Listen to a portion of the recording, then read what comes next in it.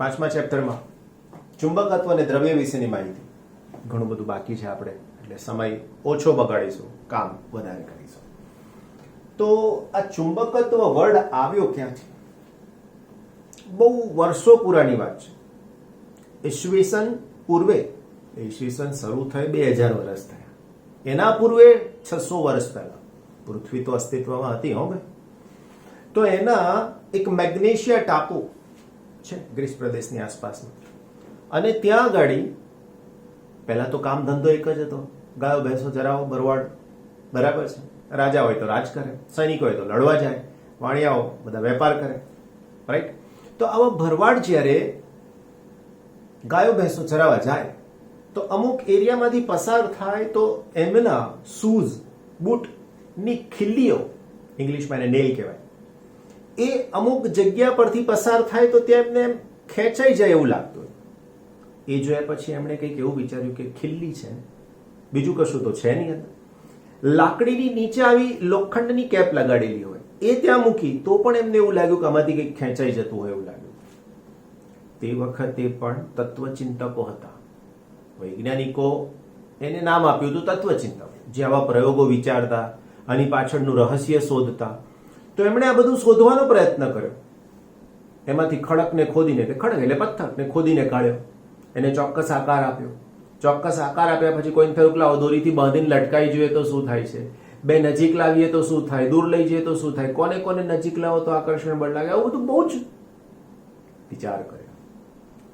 વિચારને અંતે એમને ખબર પડી કે આવું જે દ્રવ્ય છે એને એમણે ઇંગ્લિશમાં મેગ્નેટ એવું નામ આપ્યું, અને ગુજરાતીમાં આપણે એને ચુંબક કહીએ છીએ. ઘણા એને લોહી ચુંબક કહે છે. લોહી વર્ડ જ નથી, લોહ છે, લોહ, લોખંડ જેવું હોય, લોહ ચુંબક છે વર્ડ, રાઈટ. આપણે એને લોહી ચુંબક કહીએ છીએ. આમ મૂકીએ લોહી નીકળી જાય, ખેંચાઈ જાય એવું નથી, એવું, રાઈટ. તો આ મેગ્નેટ વર્ડ ત્યાંથી આવ્યો, મેગ્નેશિયા ટાપુ પરથી. પછી ધીમે ધીમે બીજા બધા પણ ઉપયોગ કરતા થયા. કેવી રીતે ઉપયોગ? તો કે દિશા શોધવા માટે. હવે તમે જંગલમાં જતા, બહુ જ ગાઢ જંગલ હોય, તમારે કોઈ એક પર્ટિક્યુલર દિશામાં જવાનું છે, તમને ઉત્તર દક્ષિણ તો ખબર પડે, પણ ત્યાંથી કેટલા એંગલ પર જવાનું છે ખબર ના પડે. તો આમ ચુંબકની સાથે લટકાવી દીધી હોય, દોરી બાંધીને ચુંબકને લટકાવી દીધો તો કોઈ એક દિશામાં રહે તો એક દિશામાં ચાલ્યા કરવાનું, તો ત્યાંથી તમારું જે તે સ્થળ શું એ લોકોને મળી શકે.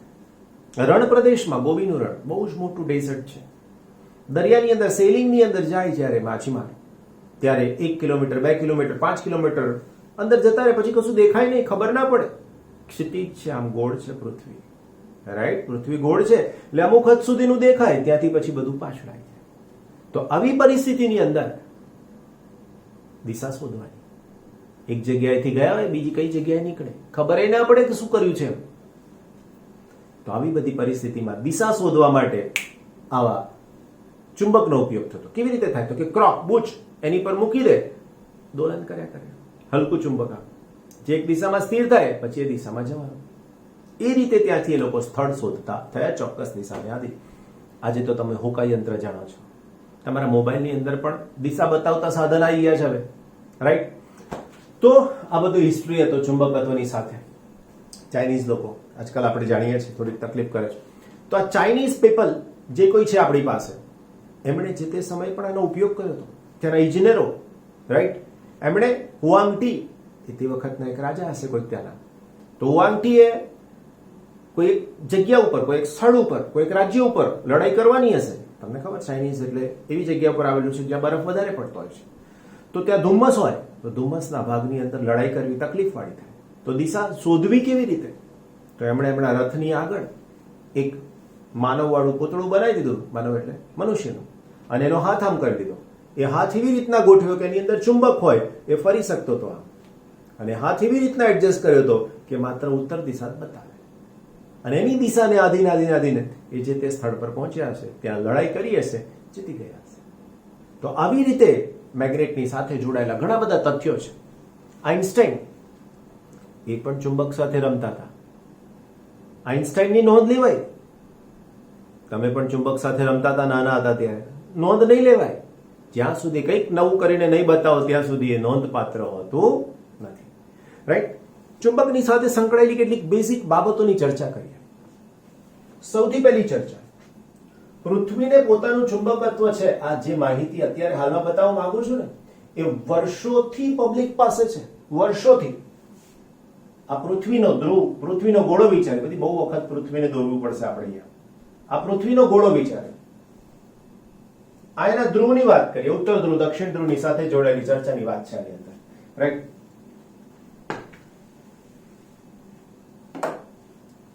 પૃથ્વી પોતે એક ગોળો છે, આવી રીતે.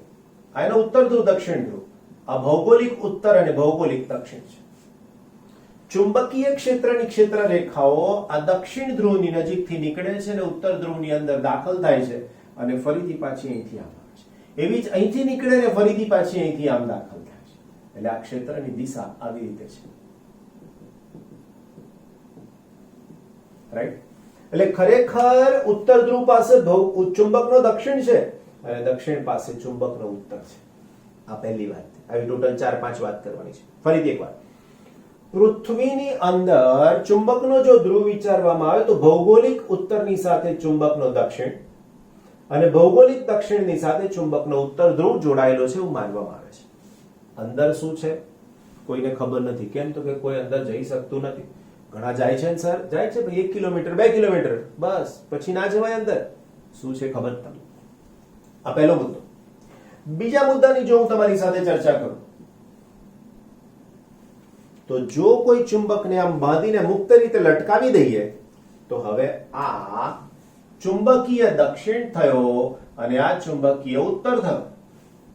તો હવે આ ચુંબક આમ રહે તો આ ઉત્તર દિશામાં રહ્યો છે, એટલે આ ચુંબકનો ઉત્તર ધ્રુવ. કારણ શું? ઉત્તર દક્ષિણ વચ્ચે આકર્ષણ થાય, દક્ષિણ ઉત્તર વચ્ચે આકર્ષણ થાય. એટલે ચુંબકને મુક્ત રીતે લટકાવીએ તો જેનો જે ધ્રુવ ઉત્તર દિશામાં રહે એને ઉત્તર ધ્રુવ અને દક્ષિણ દિશામાં રહે એને દક્ષિણ ધ્રુવ કહીએ છીએ. સમજાય છે ને વાત? ઓકે મારા વાળા. ત્રીજો પોઈન્ટ,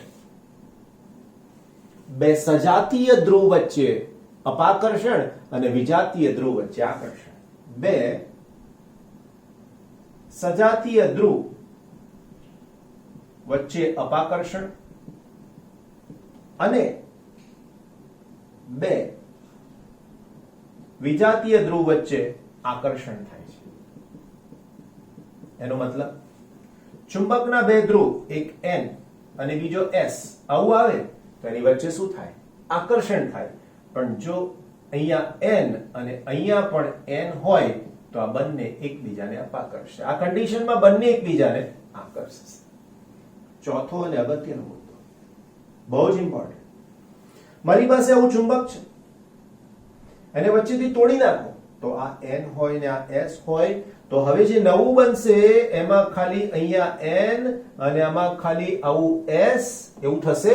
તમે ખુદ ના પાડશો, ભલે કશું જાણતા નથી તો પણ તમે કહેશો સર આવું ના થાય, રાઈટ? તો શું થાય? અહીંયા S અને N.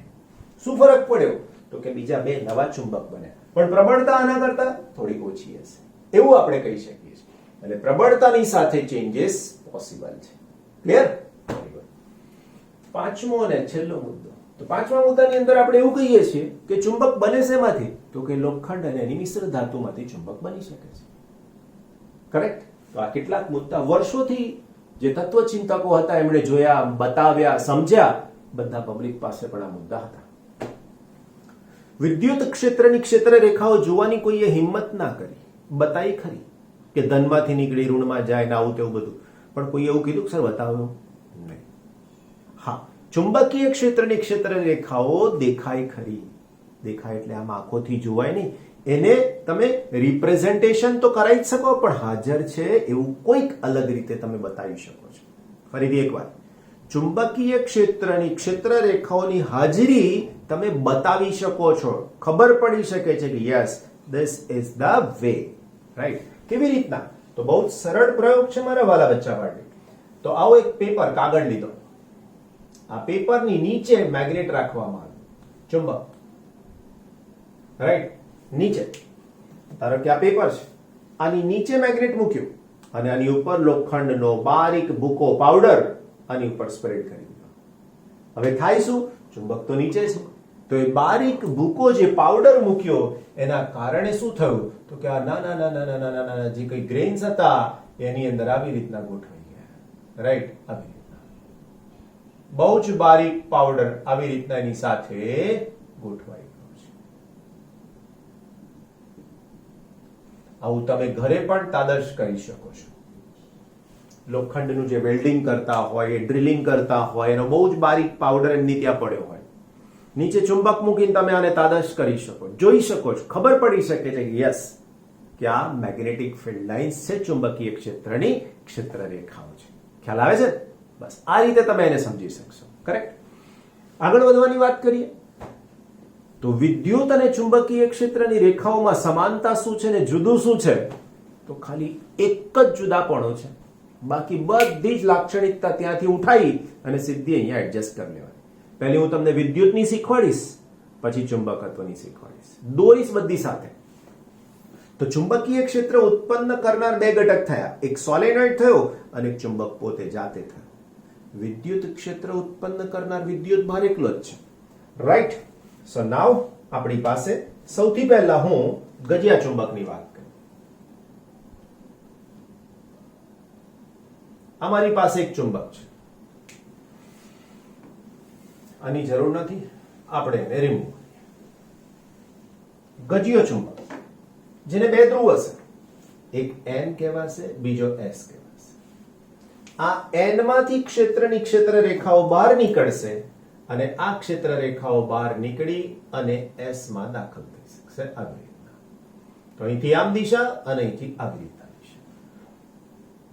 આવું તમે બીજી બાજુએ પણ ડ્રો કરી શકો છો. શક્ય હોય ત્યાં સુધી સિમેટ્રી જળવાય એવી રીતના ડ્રો કરવાનું, બાકી એવો કોઈ ઇશ્યુ છે. આવી ચુંબકીય ક્ષેત્રની ક્ષેત્ર રેખાઓ કેટલી દોરી શકાય? તો જે પ્રમાણે વિદ્યુતમાં વિચાર્યું હતું વાલાઓ, એવું જ અહીંયા પણ વિચારી શકાય. અગણિત વિદ્યુત ક્ષેત્રની ક્ષેત્ર રેખાઓ દોરતા હતા, તો ચુંબકમાં પણ એવું જ કંઈક છે. રાઈટ. અહીંથી આમ બહાર નીકળશે, રાઈટ, અહીંથી આમ અંદર દાખલ થશે. લા પડતી હે ને ખબર કે બસ પછી હાય હા કરતે હો. તો આ થયું ગજિયો ચુંબક. કરેક્ટ. આના જેવું જ બીજું એક એક્ઝામ્પલ, અને નામ આપીએ ગજિયો ચુંબક. એના જેવું જ બીજું છે આપણી પાસે સોલેનોઇડ. યાદ છે ને સોલેનોઇડ શું છે તે?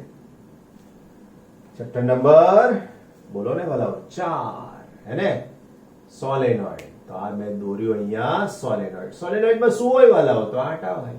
વાહક તારના. કેવા? તો કે અલગ કરેલા. શેનથી અલગ કરેલા? વાર્નિશ જેવા દ્રવ્યથી. કેમ?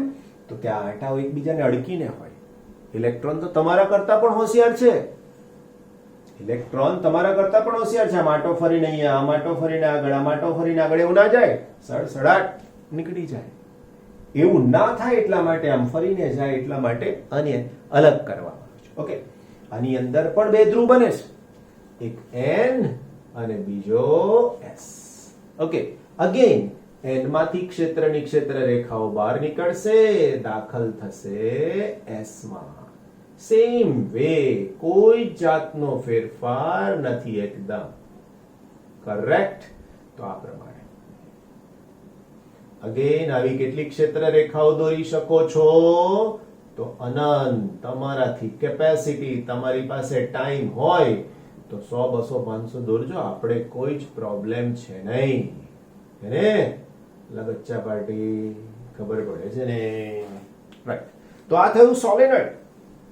ત્રીજી વાત મારે તમને કરવાની હતી શેની? તો વિદ્યુત ધ્રુવ. રાઈટ. બે વિદ્યુત ધ્રુવ છે આપણી પાસે, એક ધન અને એક ઋણ. ક્યાં દોરીશું આપણે? ઓકે, અહીંયા છે જગ્યા, થોડી કરી દઈએ. એક ધન ધ્રુવ અને બીજો એક ઋણ ધ્રુવ. રાઈટ. આ ધન અને ઋણ માટે તમે આવી પ્લેટ પણ વિચારી શકો, એવું કઈ જરૂરી નથી કે આવું ના થાય. આવી પ્લેટ પણ વિચારી શકાય. હા, તમે આને જોડી ના શકો. કેમ? તો કે આની જેમ સળંગ નથી, આ છૂટા છૂટા છે. રાઈટ. નાઉ ધનમાંથી ક્ષેત્ર રેખાઓ ક્યાં દાખલ થશે મારા વાલા મિત્રો? ઋણમાં.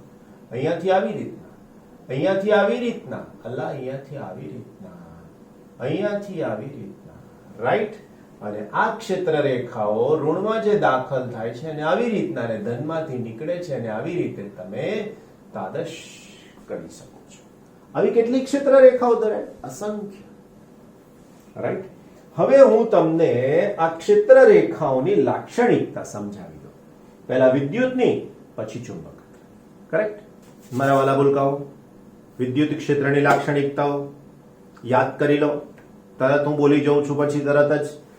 સૌથી પહેલી લાક્ષણિકતા, વિદ્યુત ક્ષેત્રની ક્ષેત્ર રેખાઓ ધન ધ્રુવમાંથી નીકળી ઋણ ધ્રુવમાં દાખલ થાય છે. બીજું, એની સાથે જ બોલીએ આપણે, વિદ્યુત ક્ષેત્ર રેખાને કોઈ પણ બિંદુ પાસે દોરેલો સ્પર્શક એ તે બિંદુ પાસે વિદ્યુત ક્ષેત્રની દિશાનું સૂચન કરે છે. જ્યાં તમે સ્પર્શક દોરો ત્યાં એક દિશા બતાવશે. ત્રીજું, કોઈ આડછેદમાંથી પસાર થતી ક્ષેત્ર રેખાઓની સંખ્યા તે બિંદુ પાસે વિદ્યુત ક્ષેત્રની તીવ્રતાનો ખ્યાલ આપે. ક્ષેત્ર રેખાઓ વધારે તો વિદ્યુત ક્ષેત્ર વધારે તીવ્ર, ક્ષેત્ર રેખા ઓછી તો વિદ્યુત ક્ષેત્ર ઓછું. 3 થઈ. ચોથી, બિલકુલ અગત્યની, વિદ્યુત ક્ષેત્રની ક્ષેત્ર રેખાઓ ક્યારેય એકબીજાને છેદતી નથી.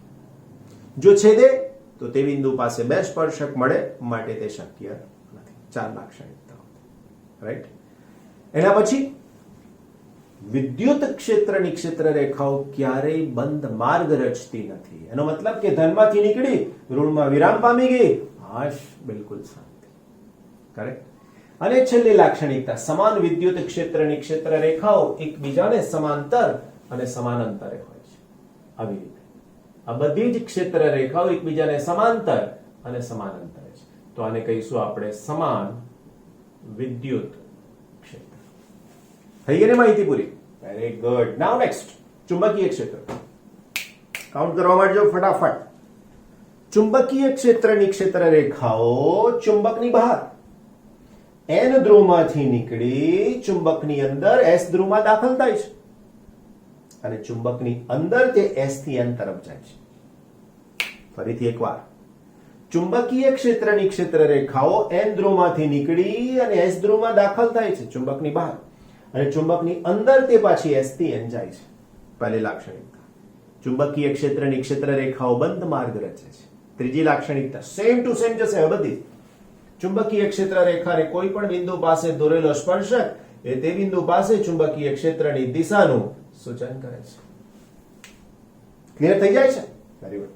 ચુંબકીય ક્ષેત્રની ક્ષેત્ર રેખાઓ ક્યારેય એકબીજાને છેદતી નથી. છેદે તો તે બિંદુ પાસે બે સ્પર્શક બે દિશા મળે, કે જે શક્ય નથી. લાસ્ટ પોઈન્ટ, સમાન ચુંબકીય ક્ષેત્રની ક્ષેત્ર રેખાઓ એકબીજાને સમાંતર અને સમાન અંતરે આવેલી હોય. આ પ્લસ અને માઇનસ લખ્યું એવું આ N ધ્રુવ અને એવું આ S ધ્રુવ. કરેક્ટ? જેવું ચુંબકીય ક્ષેત્ર તમને ગજિયા ચુંબકનું મળે છે, સેમ ચુંબકીય ક્ષેત્ર સોલેનોઇડનું મળે છે. કન્ડિશન, આમાં પ્રવાહ જરૂરી નથી, આમાં પ્રવાહની આવશ્યકતા છે. સોલેનોઇડમાં પ્રવાહ બંધ કરી દો, એની અંદર ચુંબકીય ક્ષેત્ર બંધ થઈ જશે, ધેટ મીન્સ કામ નહીં કરે. કરેક્ટ? તો આ બધી માહિતી ચુંબકીય ક્ષેત્ર સાથેની તમારે કમ્પલસરી યાદ રાખવાની. બેને લિંક કરો. એક જ જુદું પડે છે, બાકી બધું જ સરખું છે. સરસ રીતે યાદ રહી જાય. B positive. Correct? Next topic છે માય ડિયર ફ્રેન્ડ્સ 5.2.2, સોલેનોઇડને સમતુલ્ય રૂપે ગજ્યો ચુંબક. એક ગજ્યો ચુંબક આપણી પાસે છે જે સોલેનોઇડને કેવી રીતે સમતુલ્ય છે, અથવા તો સોલેનોઇડ ગજ્યા ચુંબકને કેવી રીતે સમતુલ્ય છે. બે સરખા છે એવું આપણે એક વખત તો બતાવી ચૂક્યા, પણ એક્ઝેક્ટલી ચુંબકીય ક્ષેત્ર સરખું મળે કે કેમ એ ચકાસવું છે. હવે આપણી પાસે અત્યારે ગજિયા ચુંબક વિશેની માહિતી નથી, આપણી પાસે સોલેનોઇડની માહિતી છે. તો હું અહીંયા આવો એક સોલેનોઇડ ડ્રો કરું છું. ધ્યાન રાખજો, મારી પાસે આવો એક સોલેનોઇડ છે. અતિ લાંબો છે એવું નથી કહેતા, સોલેનોઇડ છે. આ એનું મધ્ય બિંદુ છે. રાઈટ? અહીંયાથી ઉગમ બિંદુ ગણો અને O, તો આ દિશાને તમે x કહી શકો છો અને તમે y કહી શકો છો. આ લંબાઈ માઇનસ l કો, આ લંબાઈ l કો, તો મારા પ્યારા વાલા બાળકો આ લંબાઈ થાય 2l. Isn't it? Now my dear friends, અહીંયા હું એક નાનો વિભાગ વિચારું છું. આ નાનો વિભાગ કે જે અહીંયાથી x જેટલા અંતરે છે. આ વિભાગ છે, એની જાડાઈ dx છે. આની અંદર કુલ આંટાની સંખ્યા n છે ને તેમાંથી પસાર થતો પ્રવાહ I છે, આના આડછેદનું ક્ષેત્રફળ એ છે. તો હવે આ ગજિયા ચુંબક માટે એની મેગ્નેટિક ડાયપોલ મોમેન્ટ કેટલી થાય? તો અહીંયા લખી શકીએ મેગ્નેટિક ડાયપોલ મોમેન્ટ, જે તમે લાસ્ટ ચેપ્ટરમાં લખી છે તે જ મારા વાલા મિત્રો, m is equal to NIA. That's it. આ n એટલે આખા સોલેનોઇડમાં આટાની સંખ્યા, I એટલે વિદ્યુત પ્રવાહ ને A એટલે ક્ષેત્રફળ. સમજાઈ ગયું ને? ઓકે. નાઉ હવે કંઈક સમજાવવા માંગીએ છીએ કે અનુચુંબકીય ક્ષેત્ર જે અંદર મળે છે એની સાથે સાથે બહાર પણ મળવાનું છે. હવે ક્ષેત્ર હાજર છે કે કેમ એ ચકાસવા માટે શું કરીએ? તો કે આપણે આવી રીતે વિદ્યુત ક્ષેત્રની જેમ ચુંબકીય ક્ષેત્રની હાજરી વિચારી લઈએ. રાઈટ? આ ચુંબકીય ક્ષેત્રની અંદર હું એક આવી ચુંબકીય સોય મૂકું છું. ચુંબકીય સોય, આ બાજુનો ધ્રુવ N, આ બાજુનો ધ્રુવ S. એવું વિચારી લો તો આ બાજુ તમને N ધ્રુવ મળવો જોઈએ, આ બાજુ તમને S ધ્રુવ મળવો જોઈએ. તો આનું આવર્તન થાય છે, આનું આવર્તન થાય છે અને આ ચુંબકીય ક્ષેત્રની અસર આની ઉપર થઈ છે કહેવાય. આ ક્ષેત્ર આનું છે અને આ ચુંબકીય સોય કહેવાય, નીડલ કહેવાય ઇંગ્લિશમાં. તો એની પર એની અસર થાય છે. આવું આપણે સમજ્યા. એની સાથે સાથે જેમ ગજિયા ચુંબકની ક્ષેત્ર રેખાઓ મળે છે એમ આની પણ ક્ષેત્ર રેખાઓ મળે છે, એવું આપણે આગળના ટોપિકમાં પણ સમજ્યા છે. બીજું એક અગત્યની વાત જે સૌથી પહેલા જોઈતી કે મારી પાસે આવો એક ચુંબક છે ને એને હું વચ્ચેથી તોડી નાખું છું તો બે ટુકડા થઈ જાય છે. તો એનો મતલબ કે હું સોલેનોઇડના પણ બે ટુકડા કરું તો ચાલે? યસ, એક્ઝેક્ટલી એવું જ થાય. તો ચુંબકના બે ટુકડા કરો છો ને જેવું પરિણામ મળે છે સેમ પરિણામ સોલેનોઇડના પણ બે ટુકડા કરો તો મળે છે. હવે આપણે આવા સોલેનોઇડની અક્ષ પર ચુંબકીય ક્ષેત્ર શોધવું છે. તમને એવું પણ ખબર છે કે સોલેનોઇડમાં આટા છે. એક આટાનું ચુંબકીય ક્ષેત્ર પ્લસ બીજા આટાનું પ્લસ ત્રીજા આટાનું પ્લસ ચોથા આટાનું આમ સરવાળો કરતા જવું પડે તો પરિણામી ચુંબકીય ક્ષેત્ર મળે. બસ આ જ ઇન્ફોર્મેશન આપણે ભેગી કરી અને આની અક્ષ પરના કોઈ એક બિંદુ પાસે મારે ચુંબકીય ક્ષેત્ર શોધવું છે. હવે બિંદુ ક્યાં આવેલું છે એની જસ્ટ હું તમને વાત કરી લઉં મારા વાલા બાળકો. તો આ અંતરે આવેલું બિંદુ વિચારી લો P. ઉગમ બિંદુથી આનું અંતર એટલે કે અહીંયાથી આનું અંતર r છે. રાઈટ? અહીંયાથી. તો આનાથી અંતર કેટલું થાય? તો કે r - x થાય. કેમ આવું થયું? કોમન આટલું અંતર x છે તો આમાંથી આખામાંથી આટલું x બાદ કરી નાખો તો r - x થાય. કરેક્ટ? આની અંદર એકમ લંબાઈ દીઠ આટાની સંખ્યા સ્મોલ n છે. તો અહીંયા લખી શકીએ એકમ લંબાઈ દીઠ, ઓકે અહીંયા નહીં લખતા, અહીંયા લખીએ આપણે. સોલેનોઇડમાં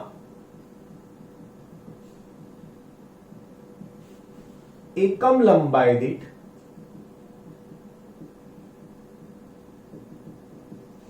આટાની સંખ્યા બરાબર n છે.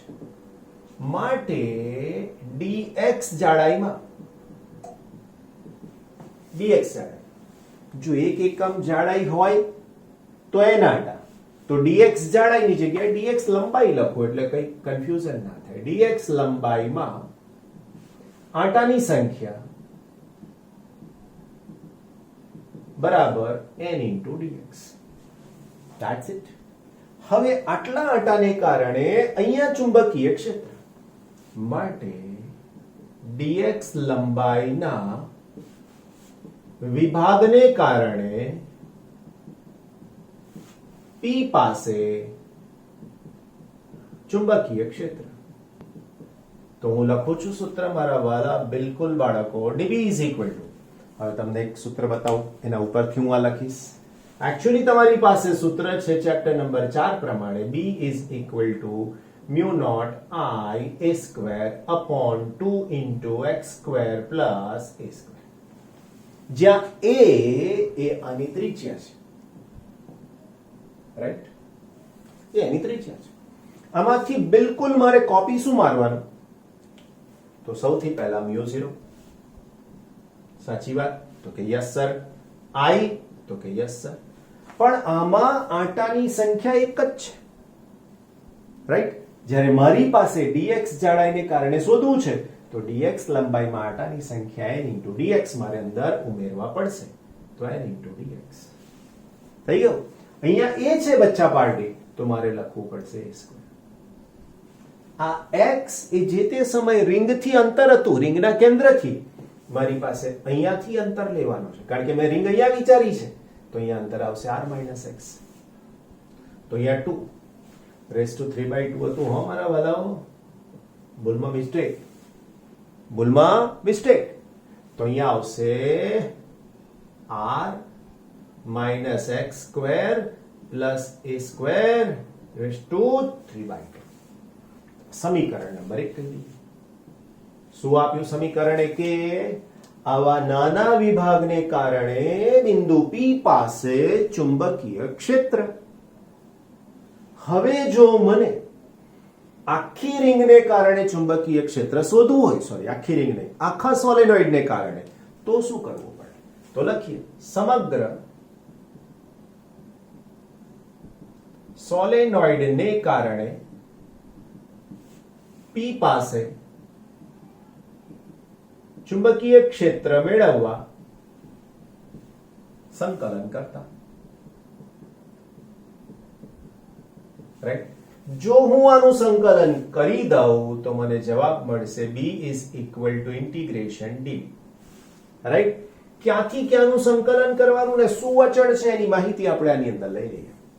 સૌથી પહેલા μ0 I a square, μ0 I a square, n પણ લઈ લઈએ કારણ કે એની પણ જરૂર નથી.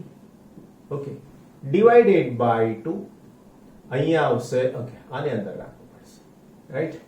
ઇન્ટિગ્રેશન 2 એકલા રાખીએ, 2 ઇન્ટિગ્રેશન અહીંયા આવશે dx divided by r - x square plus a square whole raise to 3/2 અને અહીંયા આવશે -l થી પ્લસ l.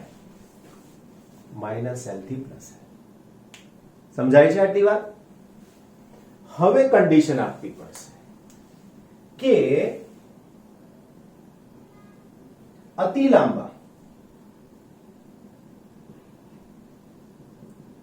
લાંબા સોલેનોઇડ માટે પહેલું તો r is greater than l. આવું લખી શકાય. r is greater than l.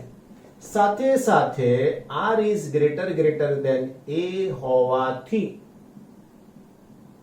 છેદનું પદ, આની વાત, હા, છેદનું પદ r - x whole square plus a square raised to 3/2 is approximately r cube. તમે કીધું સર આ કેવી રીતે થયું સમજાવો. approximately r square raised to 3/2 is approximately r cube. Right? આવું થઈ જાય. ખ્યાલ આવ્યો? સૌથી પહેલા x નાના છે, કાઢી નાખ્યા એટલે સ્ક્વેર આને લાગુ પડી ગયો. a નાના છે તો ઓટોમેટિકલી નીકળી ગયા, તો આ બે નીકળી ગયા, તો r નો ક્યુબ થઈ ગયો. That's it. તો હવે આ r ક્યુબ પર તો સંકલન છે જ નહીં, કારણ કે સંકલન dx માટે છે. તો હવે મારે આ સંકલનનો જવાબ તમને જે આપવાનો રહેશે તે, તો b = μ0 I n a square divided by 2 r cube integration -l to l dx. આ બધાનો જવાબ r ક્યુબ અને r ક્યુબ ને મેં લઈ લીધો બહાર. Right? is equal to μ0 I n a square divided by 2r cube. આનું સંકલન થાય l અને અહીંયા આવશે -l થી l, સંકલન x થાય કારણ કે dx છે ને. કિંમત મૂકીએ હવે આના જવાબ માટે. So μ0 I n a square divided by 2r cube into l minus l. બધા સ્ટેપ લખું છું. ખરેખર આટલા બધા સ્ટેપની જરૂર જ નથી, પણ તકલીફ તમને ના પડે એવું હું ધ્યાન રાખું છું. Right? Okay my dear friends. તો હવે માઇનસ અને માઇનસ પ્લસ થઈ જશે, તો આખાનો જવાબ થઈ જશે મ્યુ નોટ આઈ. આનો જવાબ 2l હું અહીંયા લખું છું, 2l into n into a square divided by 2r cube. કોઈ તકલીફ નહીં ને? ઓકે. બીજી વાત, આ 2l into n એટલે શું? એક એકમ લંબાઈ તો આટાની સંખ્યા n, આખા સોલેનોઇડની લંબાઈ 2l તો એમાં આટાની સંખ્યા તો n કીધું છે, તો અહીંયા લખી શકીએ સમગ્ર સોલેનોઇડમાં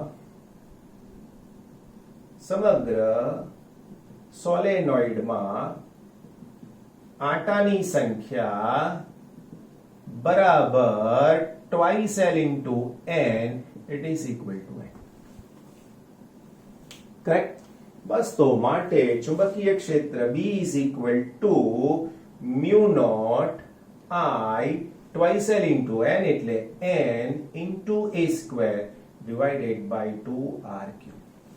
હવે શું કરું છું ધ્યાન રાખતા રહેજો. હો, શું કર્યું છે તમારે કહેવાનું. mu naught I n pi a square divided by 2 pi r cube. શું કર્યું ગો?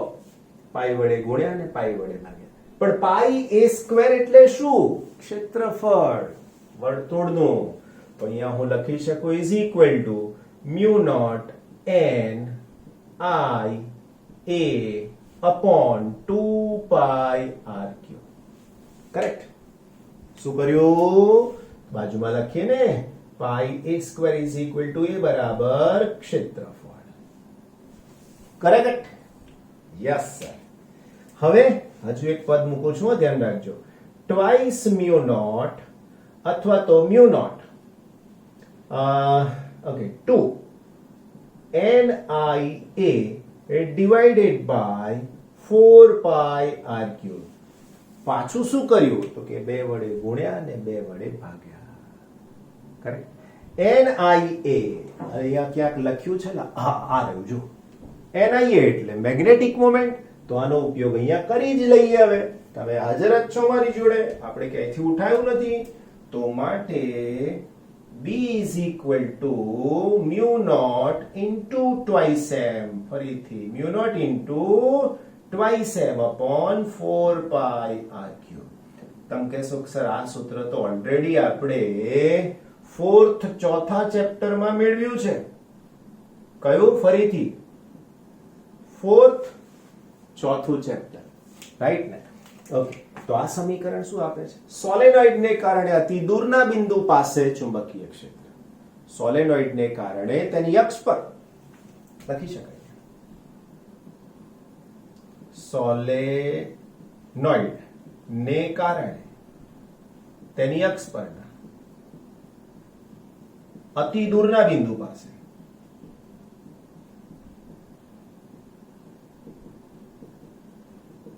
ક્ષેત્ર, ચુંબકીય ક્ષેત્ર. સમાનતા ચકાસી હતી લાસ્ટ ચેપ્ટરમાં, યાદ છે ને? બસ એ જ સમાનતાની સાથે પણ તમે કમ્પેર કરી શકો. જુદું શું પડે છે તેની પણ ચર્ચા કરીએ. વિદ્યુતના બે ધ્રુવ છૂટા શક્ય છે, જેમ કે અહીંયા હું લખી શકું +q, રાઈટ? અને અહીંયા લખી શકું -q. આ બે છૂટા છે. ઇલેક્ટ્રોન પાસે ઋણ ને પ્રોટોન પાસે ધન, આલ્ફા પાસે ધન, ડ્યુટેરોન આયન પાસે ધન. આવું બધું છૂટું છૂટું છૂટું શક્ય છે. પણ ચુંબકત્વમાં બે ધ્રુવ છૂટા શક્ય બનતા નથી, એવું ખાસ ખ્યાલ રાખજો. ચુંબકત્વમાં બે અલગ સેપરેટ ધ્રુવ શક્ય નથી. માનસિક રીતે તૈયાર રહેજો. કરેક્ટ? તો આવું વિદ્યુતમાં શક્ય છે, ચુંબકત્વમાં શક્ય નથી, એવું ક્લિયર આપણે કહીએ છીએ.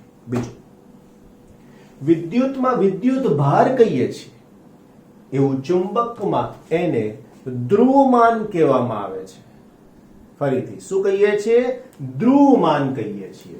જેમ કે મારી પાસે આ ચુંબક હોય તો એનો આ n હોય ને એનો આ s હોય તો એને પોલ કહીએ છીએ, ચુંબકીય ધ્રુવ કહીએ છીએ. એટલા માટે કેટલીક વાર એને QM વડે પણ દર્શાવવામાં આવે છે, જેને લખાય છે ચુંબકીય ધ્રુવ, મેગ્નેટિક પોલ. અને આ QM ને એની ચુંબકીય ધ્રુવમાન ઇંગ્લિશમાં પોલ સ્ટ્રેન્થ પણ કહેવામાં આવે છે. તો ચુંબકીય ધ્રુવમાન અને વિદ્યુત ધ્રુવ એની સાથે વિદ્યુત ભાર એવો શબ્દ છે, એવું આની સાથે ચુંબકીય ધ્રુવમાન એવો શબ્દ છે. કરેક્ટ? હા, આ બે ધ્રુવ છૂટા શક્ય છે, આ બે ધ્રુવ છૂટા શક્ય નથી. જેણે પણ બે ચુંબકીય ધ્રુવ અલગ કરીને બતાવ્યા નક્કી જ છે અબજોપતિ થઈ જશે. કેમ? પેટન્ટ. નવું શોધે એને પેટન્ટ મળે, રાઈટ? તો આ શોધશે એને પણ કંઈક મળી જશે. ચિંતા ના કરશો, લગે રહો. કરેક્ટ ને? તો મારા વાલા બચ્ચાઓ, ચેપ્ટર નંબર 5 ની સાથે જોડાયેલી એમ વસ્તુ આપણે સમજાવી છે. Not that much important, but ખબર હોવી જોઈએ, સાબિતી આવડતી હોવી જોઈએ, આગળની 5 લાક્ષણિકતા તમને ખબર હોવી જોઈએ. કરેક્ટ?